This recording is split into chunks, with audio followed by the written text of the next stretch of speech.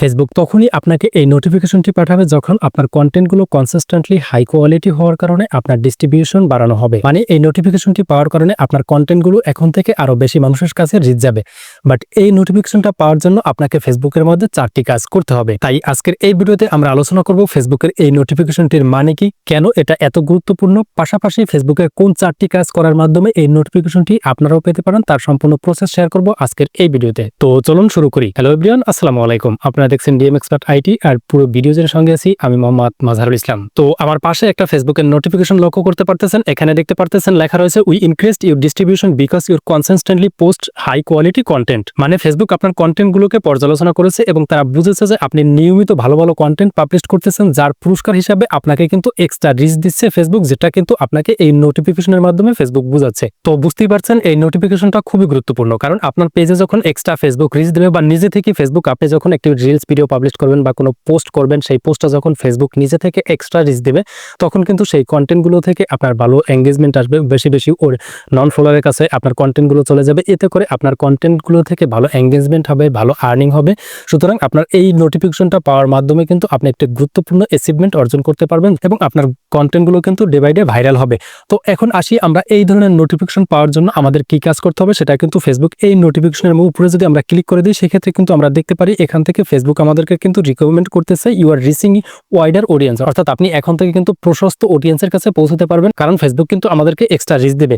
তো এজন্য আমাদের যে কাজটি করতে হবে tip to create high quality content, অর্থাৎ আমাদেরকে কিন্তু হাই কোয়ালিটি কন্টেন্ট পাবলিশ করতে হবে। আর ফেসবুক মূলত 4টি বিষয়ের উপর ফোকাস করে আপনার কন্টেন্টকে হাই কোয়ালিটি কিংবা লো কোয়ালিটি বিবেচনা করে। আপনি যদি আপনার ফেসবুকে হাই কোয়ালিটি কন্টেন্ট পাবলিশ করতে চান সেক্ষেত্রে এই 4টি বিষয় আপনার অবশ্যই জানতে হবে, যার মধ্যে প্রথমে রয়েছে অরিজিনাল কন্টেন্ট, দ্বিতীয়ত ভ্যালু অ্যাডেড কন্টেন্ট, তৃতীয়ত নিয়মিত পোস্ট করা, চতুর্থত ফেসবুকের কমিউনিটি গাইডলাইন মেনে পোস্ট করা। এই 4টি বিষয় মেনে যদি আপনি প্রতিনিয়ত ফেসবুকে পোস্ট করেন সেক্ষেত্রে কিন্তু আপনার কন্টেন্টগুলোকে হাই কোয়ালিটি কন্টেন্ট হিসেবে ফেসবুক বিবেচনা করবে। সুতরাং আপনি যদি ফেসবুকে এই ধরনের নোটিফিকেশনগুলো পেতে চান বা আপনার কন্টেন্টগুলোকে ওয়াইডার অডিয়েন্সকে বা প্রশস্ত অডিয়েন্সের মধ্যে নিয়ে যেতে চান সেক্ষেত্রে আপনাকে এই 4টি কাজ করতে হবে, যেখানে প্রথমে আপনাকে অরিজিনাল আপনার নিজস্ব কন্টেন্টগুলো পাবলিশ করতে হবে, তৃতীয়ত ভ্যালু অ্যাডেড কন্টেন্ট, অর্থাৎ আপনাকে এমন কোনো কন্টেন্ট ফেসবুকে পাবলিশ করতে হবে যে কন্টেন্টগুলো আপনার অডিয়েন্সদের উপকারে আসে, এবং তৃতীয়ত আপনাকে বলা হয়েছে যে নিয়মিত ও কনসিস্টেন্ট পোস্ট করা, অর্থাৎ আপনাকে প্রতিনিয়ত ফেসবুকে পোস্ট করতে হবে। আজকে একটা পোস্ট করলেন, দুদিন পর আরেকটা করলেন, এভাবে করে যদি আপনি ফেসবুকে পোস্ট করেন সেক্ষেত্রে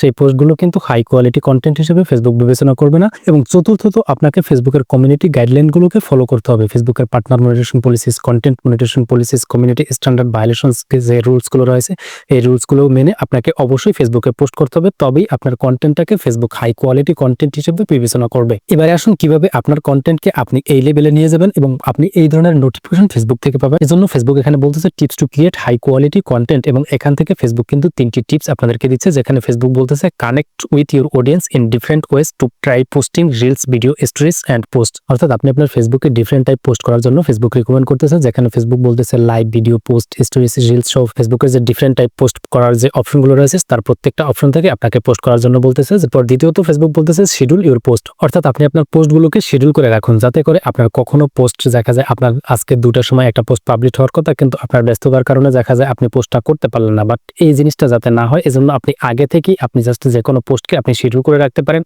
সেক্ষেত্রে অটোমেটিক্যালি আপনার যে শিডিউল অনুযায়ী পোস্টগুলোকে পাবলিশ হয়ে যাবে, এতে করে আপনার কনসিস্টেন্সি বজায় থাকবে। এবং চতুর্থ বলতেছে যে set up automatic cross posting from your Instagram account, অর্থাৎ আপনার যদি কোনো ইনস্টাগ্রাম অ্যাকাউন্ট থেকে থাকে সেক্ষেত্রে আপনি আপনার ফেসবুকের সাথে ইনস্টাগ্রাম অ্যাকাউন্টটাকে অ্যাড করে আপনি জাস্ট ক্রস পোস্টিং করতে পারেন। এতে করে আপনাকে আলাদা আলাদা করে ফেসবুক এবং ইনস্টাগ্রামে পোস্ট করতে হবে না, জাস্ট একবার পোস্ট করলে জাস্ট অটোমেটিক্যালি 2টা প্ল্যাটফর্মে আপলোড হয়ে যাবে। তো এই প্রসেসগুলো অবলম্বন করলে আপনার পোস্টগুলো কিন্তু বেশি বেশি অডিয়েন্সের সামনে বা নন ফলোয়ারের সামনে আপনার পোস্টগুলোকে কিন্তু ফেসবুক রিকমেন্ড করবে, পাশাপাশি ফেসবুকের এই ধরনের নোটিফিকেশন আপনি পাবেন।